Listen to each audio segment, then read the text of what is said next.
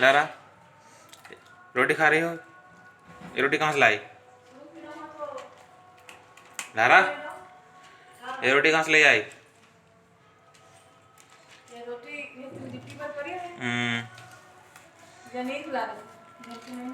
सूख रोटी खा रही है, बाहर पड़ी रहा, उठा ले इसे। रोटी अच्छी है, सूख रोटी है।